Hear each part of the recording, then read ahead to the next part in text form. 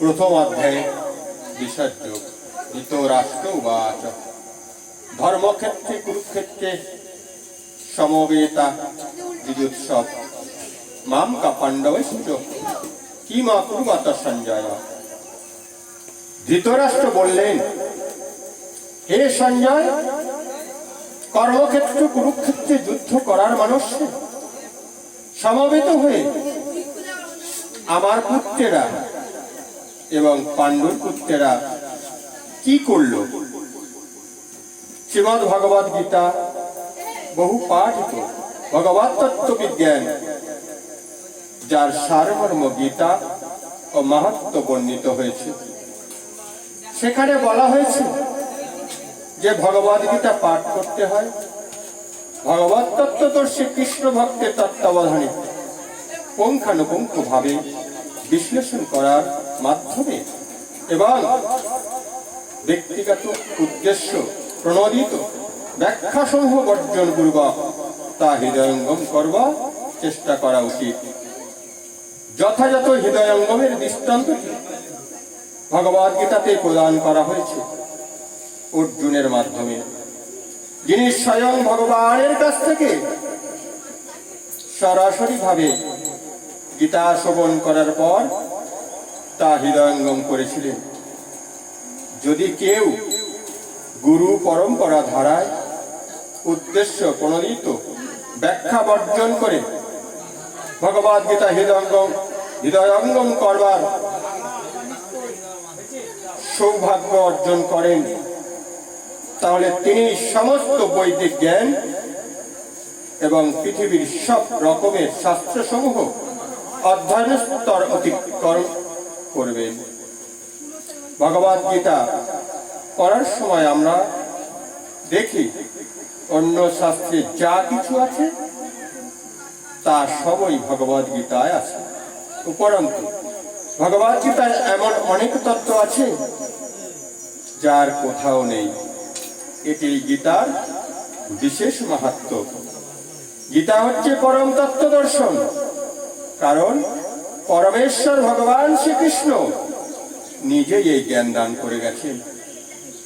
মহাভারতে বর্ণিত ধৃতরাষ্ট্র ও সঞ্জয়ের আলোচনার বিষয়বস্তুটি ভগবদ গীতায় মহৎ তত্ত্ব দর্শনের মূল উপাদানে এখানে আমরা জানতে পারি যে এই মাহাত্ম্য তত্ত্ব দর্শন প্রকাশিত হয়েছিল কুরুক্ষেত্রের রণাঙ্গনে, যা সুপ্রাচীন বৈদিক সভ্যতার সময় থেকে পবিত্র তীর্থস্থান রূপে খ্যাত।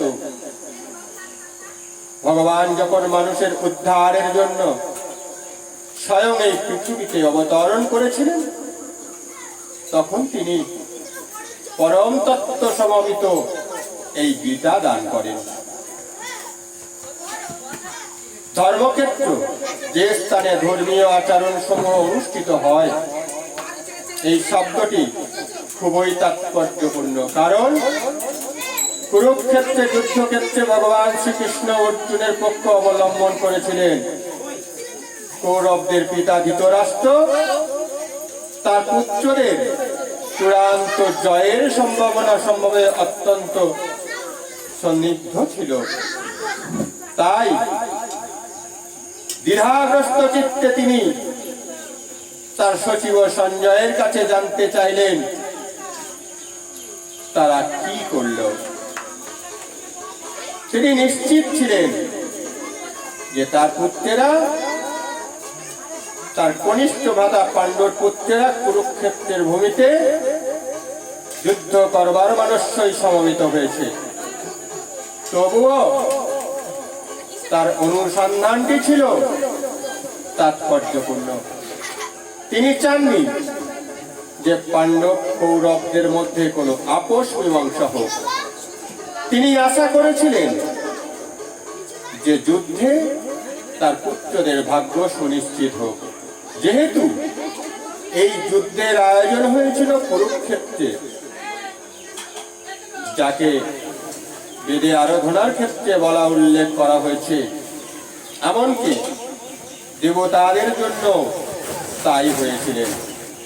তিনি খুব ভালোভাবে জানতেন যে অর্জুন এবং পাণ্ডু অন্যান্য পুত্রদের উপর এই পবিত্র স্থানের মঙ্গলময় প্রভাব পড়বে, কারণ তারা সকলেই ছিলেন অত্যন্ত ধর্মপরায়ণ। সঞ্জয় ছিলেন ব্যাসদেবের শিষ্য, তাই ব্যাসদেবের আশীর্বাদে তিনি দিব্য দৃষ্টির প্রভাবে ধৃতরাষ্ট্রের ঘরে বসেও কুরুক্ষেত্রের রণাঙ্গনে দেখতে পাচ্ছিলেন। আর তাই ধৃতরাষ্ট্র তাকে যুদ্ধক্ষেত্রের পরিস্থিতি সম্পর্কে জিজ্ঞাসা করেন। পাণ্ডবেরা এবং ধৃতরাষ্ট্রের পুত্রেরা ছিলেন একই পরিবারভুক্ত, কিন্তু ধৃতরাষ্ট্রের মনোভাব এখানে প্রকাশ পেয়েছে তিনি কেবল তার পুত্রদেরই উদ্দেশ্য প্রণোদিতভাবে কৌরব বলে গণ্য করে পাণ্ডুপুত্রদের বংশগত উত্তরাধিকার থেকে বঞ্চিত করতে চেয়েছেন। এভাবে তার ভাতৃপুত্র বা পাণ্ডুপুত্রদের প্রতি তার মনোভাবের মাধ্যমে ধৃতরাষ্ট্রের বিশেষ দৃষ্টান্ত ভঙ্গি সম্বন্ধে বোঝা যায়। ধান খেতে যেমন আগাছাগুলি তুলে ফেলা হয়, ঠিক তেমনই আলোচ্য বিষয়টি শুরু থেকেই এটি আশা করা যায়। কুরুক্ষেত্রে ধর্মক্ষেত্রে, যেখানে ধর্মে জনক শ্রীকৃষ্ণ স্বয়ং উপস্থিতি রয়েছেন, আগাছার মতোই ধৃতরাষ্ট্রের পুত্র ও তাদের অনুগামীদের উপড়ে ফেলা হবে এবং ভগবানের ইচ্ছাক্রমে ধার্মিক যুধিষ্ঠিরের নেতৃত্বে ধর্মপরায়ণ মাতৃগণের পূর্ণ প্রতিষ্ঠা হবে। ঐতিহাসিক এবং বৈদিক গুরুত্ব ছাড়াও ধর্মক্ষেত্রে ও কুরুক্ষেত্রের শব্দ দুটি হলেও তাৎপর্যপূর্ণ। প্রেম সে বলো রাধে রাধে।